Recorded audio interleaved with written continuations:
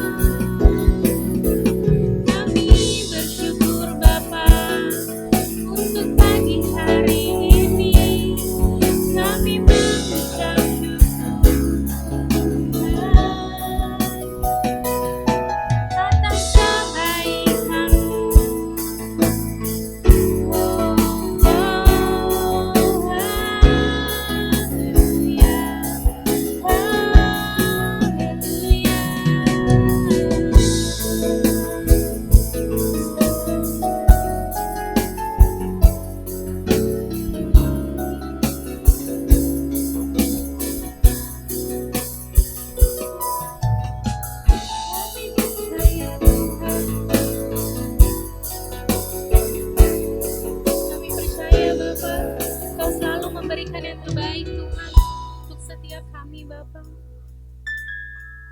Mari sama-sama kita nyanyikan dan kita sembah Dia.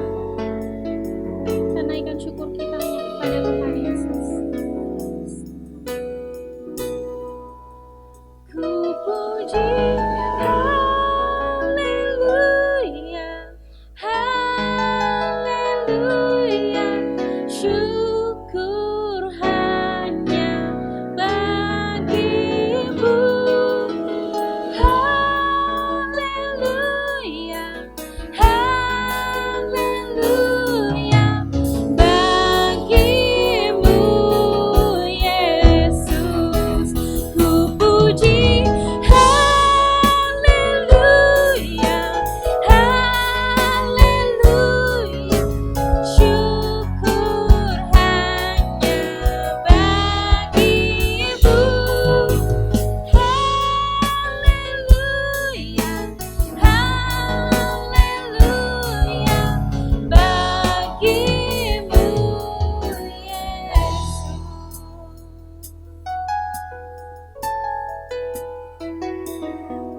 Aku percaya ku dapatkan yang terbaik.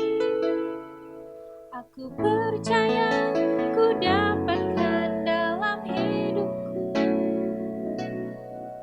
Aku percaya ku dapatkan yang terbaik, terbaik darimu. Aku percaya ku dapatkan yang terbaik, terbaik darimu. Terima kasih Tuhan, kami percaya Tuhan kami selalu mendapatkan yang terbaik hanya darimu Bapa. Tuhan, hari ini Tuhan kami datang Tuhan, kami siap Tuhan. Kami ingin mengosongkan diri kami Tuhan, kami ingin hari ini Tuhan kami hanya fokus padamu Bapa. Biar Tuhan kami boleh memujimu, kami boleh menyembahmu Tuhan. Tuhan berkati Tuhan ibadah kami pada pagi hari ini Tuhan. Kami serahkan Tuhan seluruh ibadah kami ke dalam tangan-Mu Tuhan. Kami percaya Tuhan Engkau hadir bersama dengan kami Bapa. Engkau yang lawat setiap kami Tuhan tanpa terkecuali Tuhan. Agar setiap kami Tuhan yang mengikuti ibadah hari ini Tuhan kami boleh menjadi sumber berkat Tuhan bagi orang lain Bapa. Terima kasih Yesus, kami serahkan ibadah kami ke dalam tangan-Mu. Biar Engkau yang beracara dan Engkau yang berkehendak Tuhan. Dalam nama Tuhan Yesus, setiap kita yang sudah menyiapkan hati kita, kita mau loncat buat Tuhan, kita katakan amin. Yeay. Semua siap puji Tuhan, amin. Mari kita nyanyikan lagu ini.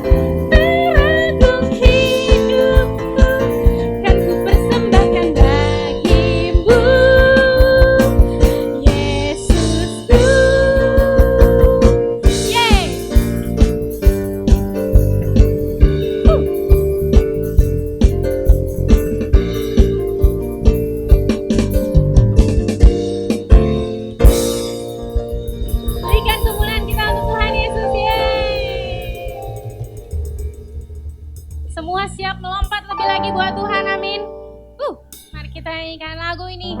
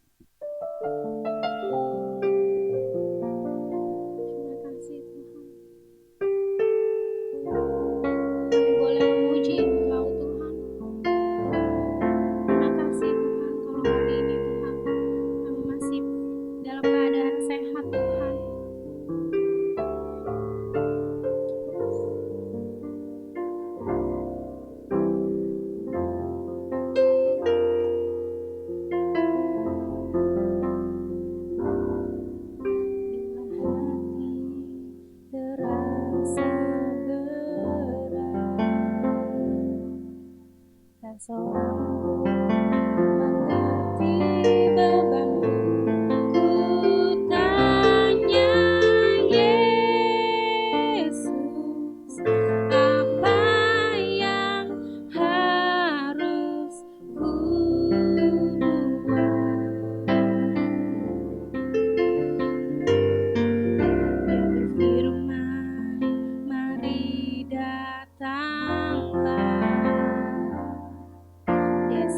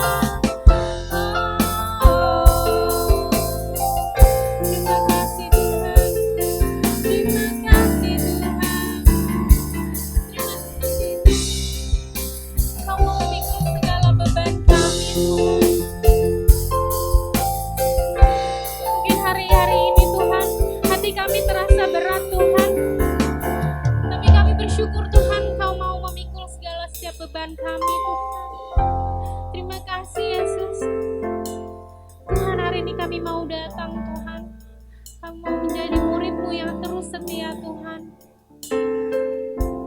Tuhan, Kau terima Tuhan setiap penyembahan kami Tuhan. Tuhan, hari ini kami ingin Tuhan bersungguh-sungguh Tuhan. Kami ingin dengan tulus hati Tuhan. Kami ingin meninggikan-Mu Bapa. Kiranya Tuhan Kau yang layakkan setiap kami Bapa. Kau sucikan dan kuduskan setiap kami Tuhan. Semuanya yang ada di tempat ini Tuhan, agar kami bisa layak Tuhan melayani-Mu Tuhan. Terima kasih Yesus.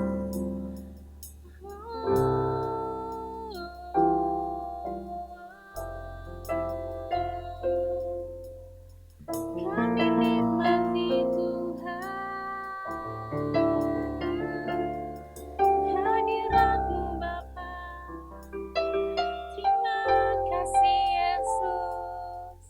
Kami tinggikan Engkau, kami mengucap syukur.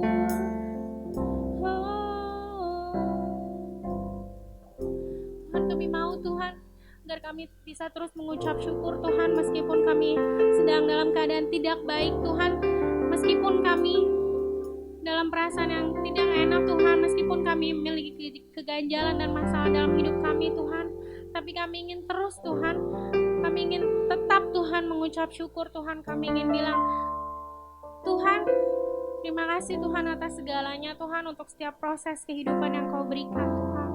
Kalau kami masih boleh melewatinya Tuhan, kami masih terus diajar dan diasah Tuhan. Terima kasih Bapa. Terima kasih Yesus.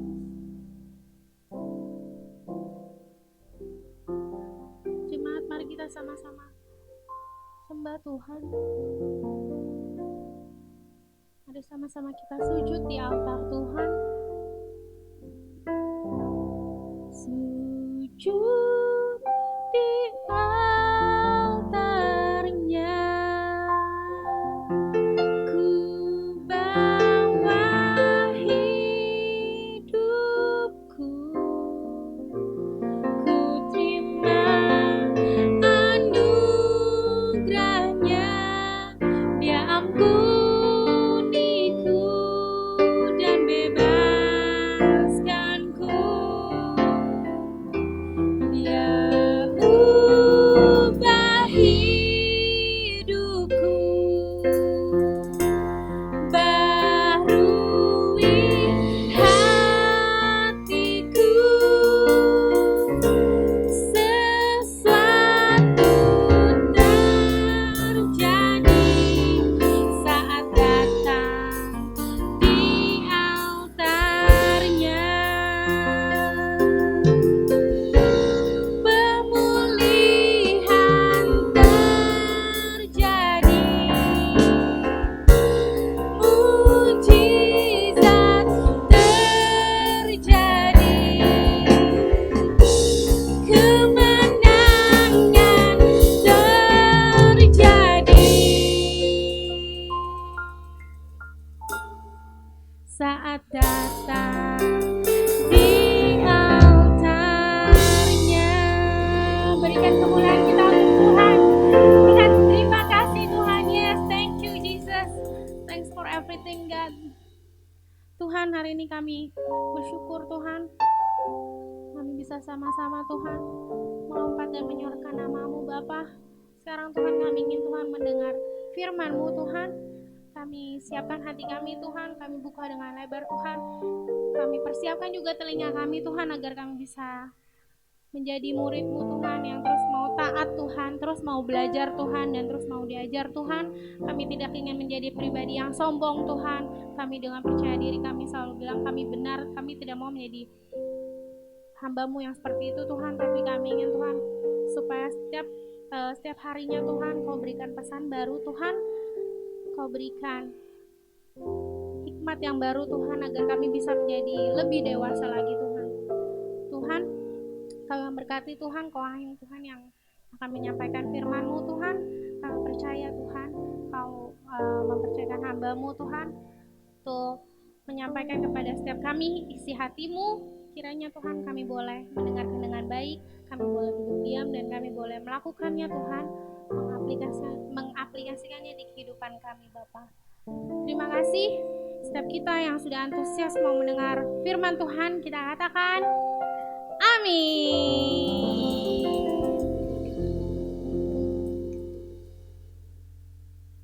Shalom saudara, apa kabar khususnya Jemaat PCC yang di Jakarta? Senang sekali hari ini bisa berbagi firman Tuhan. Dan sebelum saya khotbah, saya mau ucapkan selamat kepada Anton dan Abigail yang diberkati pada hari ini. Dan selamat juga buat semua Jemaat PCC Jakarta yang ikut berbahagia dan merayakan. Ya. Juga saya mau sapa semua teman-teman yang mendengarkan firman Tuhan dimanapun Bapak Ibu Saudara berada. Mari kita buka hati kita. Bulan-bulan ini tema di Jakarta masih sama, yaitu dewasa dalam Tuhan. Saya akan melanjutkan pembahasan topik dewasa ini melengkapi khotbah-khotbah saya yang sebelumnya. Nah, tanda-tanda yang jelas orang-orang yang dewasa rohani itu, yang pertama adalah rela taat kepada firman Tuhan walaupun rugi. Rela taat kepada firman Tuhan walaupun tidak untung, tidak suka. Jadi ini lebih kepada ketaatan yang rela, yang sukacita, bukan taat karena dongkol, bukan taat karena takut, bukan taat tapi kesal. Tapi walaupun gak enak, dia mau taat. Ini luar biasa. Ekstrimnya seperti Stefanus. Ya, Stefanus itu rela taat sampai mati, tapi dilempari batu, matinya pun tersenyum. Itu luar biasa, saudara. Dia anak-anak Tuhan yang dewasa, dia tuh rela taat sama firman Tuhan. Ya. Saudara, salah satu contoh yang paling jelas yaitu firman Tuhan dalam 1 Korintus 13, 4-7 tentang kasih. Bulan-bulan ini saya sedang merema ayat-ayat ini, yang luar biasa. Hanya orang-orang yang dewasa rohanilah yang mau rela mentaati firman Tuhan ini. Dengan kata lain, kalau saudara dewasa rohani, saudara mampu bisa praktek kasih dengan kekuatan dari Tuhan tentunya, tapi dengan sukacita. Ya.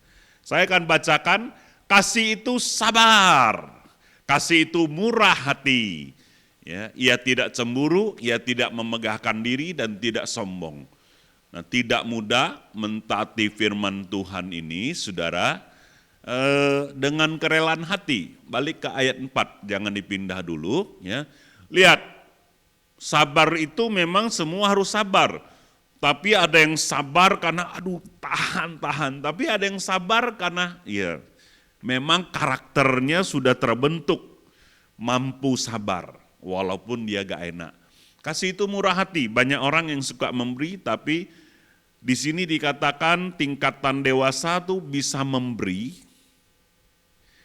Kemudian selain sukacita, walaupun jumlahnya itu sebenarnya banyak, menyakitkan, tapi dia tabur dengan sukacita. Nah ini yang gak gampang. Ya. Tidak memegahkan diri, tidak sombong. Terus ayat kelima, ia tidak melakukan yang tidak sopan dan tidak mencari keuntungan diri sendiri. Ciri yang paling jelas dari orang yang dewasa, fokusnya tidak ke aku, tidak terus-terus ke aku, tapi ke orang banyak, ke orang lain. Dia mampu memikirkan, memahami posisi, kondisi orang lain. Ya. Khususnya dalam hubungan suami istri, maksudnya kelola keluarga, kemudian orang tua kepada anak. Ya. Anak-anak yang dewasa dia juga mampu memahami ya, hati orang tuanya. Ia tidak pemarah dan tidak menyimpan kesalahan orang lain. Terus, ia tidak bersuka cita karena ketidakadilan, tapi karena kebenaran. Ia menutupi segala sesuatu, percaya segala sesuatu, mengharapkan segala sesuatu, sabar menanggung segala sesuatu. Luar biasa.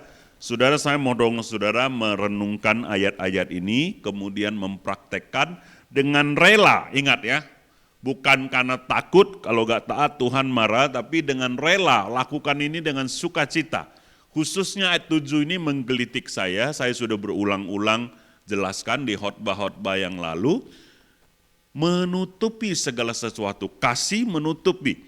Harusnya firman Tuhan kan keterbukaan awal pemulihan, maunya terbuka, kemudian bongkar ngaku dosa, tapi ini kok menutupi. Nah saya cari-cari ya, di bahasa Inggris saya kurang paham, tapi teman-teman bilang Pak itu lebih kepada menanggung terjemahannya. Nah saya cari di bahasa Mandarin, karena saya lebih paham Mandarin, terjemahannya dipakai kata-kata paurong. Pau itu bungkus, saudara, cepau nopau, ya kan? Rong itu tempat, diwadahi, ditampung. Jadi paurong, kasih itu membungkus dan mewadahi. Saya cari lagi di Google, paurong, bahasa Indonesia yang paling mendekati itu toleransi. Jadi sebenarnya saudara, kalau kita dewasa dalam Tuhan, kita mempraktekkan kasih, kita banyak saudara toleransi, membungkus dan mewadahi. Apa itu? Kelemahan dari karakter pasangan kita, dari anak kita, dari rekan sekerja kita jadi tidak cepat emosi. Maksud saya yang dibungkus dan diwadahi bukan dosanya, kalau judi itu dosa, mesti bertobat. Tapi karakternya, misalnya saya dan Yuli banyak membungkus karakter saya yang dominan, apa-apa mau cepat. Jadi sepanjang 20 tahun lebih pernikahan kami, saya tahu Yuli banyak toleransi, memaklumin, kemudian tentu saja saya ditolong untuk berubah. Ya, pelan-pelan semakin saya juga dewasa, saya juga membungkus, kadang-kadang Yuli ambil keputusannya lama, karena memang dia stabil cermat, jadi itu bawaan, ya. Nah, kenapa kami happy khususnya 5-6 tahun belakang ini? Karena kami semakin dewasa dalam mempraktek kasih, jadi banyak toleransi. Oh tunggu, ya gak apa-apa, tunggu. Terus dia kalau cepat, dulu saya bilang cepat, dia bisa emosi tingkat tinggi, tapi sekarang dia senyum aja. Ya. Semakin mendekati. Bukan ikut maunya saya atau Yuli, tapi ke arah firman, ke arah Kristus. Kalau kita saling menuntut gak ketemu. Jadi kalau kita masing-masing saling praktek kasih, wah ketemu saudara. Ya, pernah kalau dia Yulinya marah, wah kalau gak ingat Tuhan saya tinggalin kamu. Benar saudara. Ya, saya percaya ada beberapa pasangan yang juga pernah ngalamin gitu. Tapi kan kasih Tuhan memampukan kita.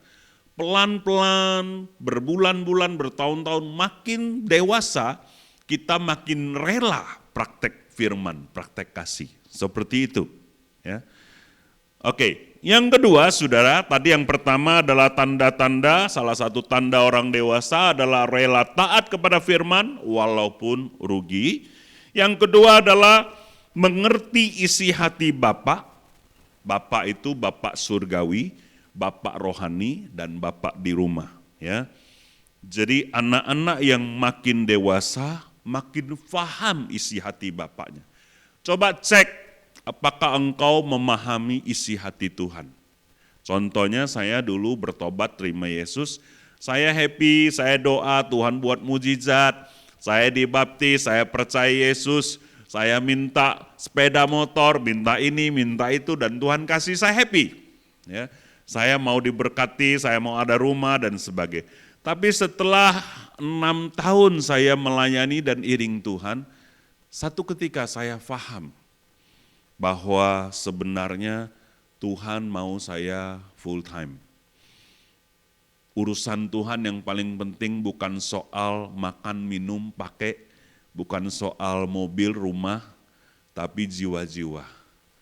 Nah, oleh karena saya makin dewasa dalam Tuhan, saya ambil keputusan full time. Karena saya tahu isi hati Bapak saya di surga, ya, mau saya full time melayani. Apakah Bapak di surga paksa? Tidak. Tetapi ini soal saya paham isi hati ayah saya di surga. Ya. Sama seperti Gideon, Samuel makin dewasa, makin faham isi hati saya. Mereka tahu misalnya kalau saya WhatsApp di grup, walaupun itu penting nggak penting menurut mereka, tahu kalau saya mau mereka berespon, oke Pak, baik Pak. Nah mereka lakukan itu. Kok dulu kecil kan belum bisa, tapi semakin dewasa, semakin banyak, apalagi di corona ini, 7-8 bulan duduk sama-sama ngobrol, semakin saya menemukan anak-anak saya faham isi hati saya. Kalau bicara anak rohani, saudara, saya senang. Kemarin waktu rapat sempat kami diskusi satu hal tentang utus siapa ke ini. Terus rupanya dalam diskusi Bapak Penatua Heri dengan Bapak Penatua Kastoni, mereka tanya gini Pak Herinya ke Pak Kas, di hati Pak Hyong ingin siapa yang pergi? Terus Pak Kas jawab gini, Pak Hyong mau Bapak sih, tapi Pak Hyong nggak ngomong. Oke kalau gitu saya pergi. Nah ini saya dengar cerita itu tidak sengaja, tapi hati saya bersuka cita. Artinya apa saudara? Ada anak-anak rohani saya yang bukan soal siapa yang kerjakan, ya siapa yang ditugasi, tapi oleh kerelaan memahami isi hati Bapaknya, mereka mengajukan diri. Meskipun Pak Kas, Pak Heri itu penatua, ya, mereka dihormati oleh jemaat mereka banyak bertumbuh, tapi mereka terus belajar juga memahami isi hati saya. Ini sebuah sukacita sebagai orang tua rohani, melihat anak-anak rohani yang bertumbuh dan memahami. Bapak di surga juga gitu, saudara, orang tua saudara juga gitu. Ya. Jadi ada anak rohani yang belum paham isi hati bapaknya mesti sabar. Ya, apalagi saudara yang baru-baru memuridkan, tenang, impartasi terus. Nanti kalau sudah 5 tahun, apalagi 10 tahun, udah bagus sekali, mantap. Ya. Seperti anak rohani saya yang namanya Bapak Yohanes Peter, saudara kenal? Ya. Dia paham isi hati saya, lagi pengen makan mie, tahan dia bangun subuh-subuh, mempersiapkan, lalu titip ke anak saya Gideon yang nyetir 20 jam dari Jakarta ke Jambi, saudara. Dion juga membawakannya dengan sukacita. Lalu anak saya yang kecil, si Samuel, malam itu dia menyajikan mie itu, ya, setelah dari freezer, dia ademin, dia panasin, kemudian dia sajikan. Saya makan semangkok mie kecil itu dengan penuh ucapan syukur bagi Dua sama Yuli. Luar biasa ya. Nikmatnya berbeda saudara. Peter tanya, sama gak kau dengan makan di tempat di Jakarta? Lebih kurang sama. Tapi kau mau tahu hati saya, nikmatnya berkali-kali lipat.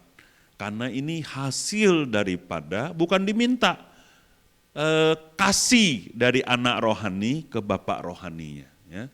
Doa saya, saudara-saudara semua jadi anak-anak rohani yang taat kepada bapak rohani saudara masing-masing dan saudara diberkati. Karena saya sudah amati di Alkitab, sikap hati anak yang dewasa, yang memahami hati orang tuanya dan orang tua rohaninya, diberkati dan diperkenan Tuhan. Itu luar biasa. Ya. Itu juga yang saya alami. Apapun yang dikerjakan disertai Tuhan, berbeda. Itu juga doa saya buat setiap Bapak Ibu Saudara. Jadilah anak-anak rohani yang faham isi hati Bapaknya, terlebih daripada itu faham isi hati Bapa di surga. Hal yang ketiga, saudara, ya, tanda-tanda orang yang dewasa adalah dia makin kuat atau makin besar kapasitasnya mengatasi masalah. Nah ini saudara, ya, kita makin hari makin dewasa, persoalan-persoalan yang kita hadapi Tuhan izinkan semakin besar, semakin banyak, tapi kita makin kuat, makin bisa. Saya kasih contoh, saudara. Kalau anak kecil, masih umur kecil gitu, saudara, mainannya diambil, apa reaksinya?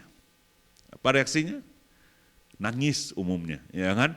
Mainan yang dia suka diambil, wah nangis, saudara. Tapi kalau anak remaja, orang muda, saudara, mainan yang dia suka diambil, reaksinya apa biasanya?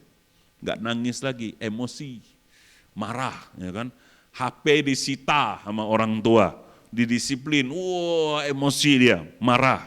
Ya.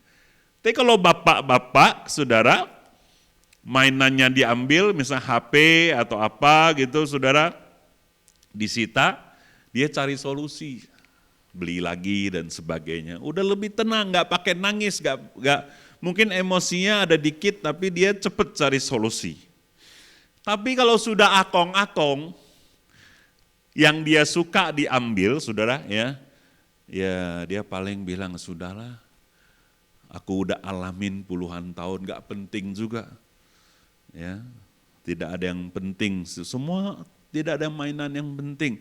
Buat akong adalah lihat anak, cucunya happy, ya, kemudian dia udah tua juga, sudah banyak alami asam garam. Nah, maksud saya adalah semakin kita dewasa rohani di dalam Tuhan, saudara, berbagai persoalan yang datang, reaksi kita dalam menghadapi semakin santai. Ya. Bukan cuek tetapi santai. Kenapa kita santai? Karena kita percaya Tuhan. Jadi saya mau nasihati saudara, ya, masalah bisa banyak timbul di dunia ini, di kehidupan saudara, ada yang sudah diduga, ada yang tidak terduga, tapi atasilah dengan santai, percaya Tuhan. Santai itu bukan cuek, santai itu bisa santai karena kita percaya Tuhan, kita tahu Tuhan pasti buka jalan, kita tahu Tuhan pasti menolong. Saya lihat juga ya khususnya Anton sama Abigail dalam menjalani pemberkatan, ada banyak kendala dan masalah yang dihadapi, tapi saya selalu kasih nasihat, Tuhan turut bekerja dan mereka bagus tanggapinya, ya Tuhan kuatkan mereka.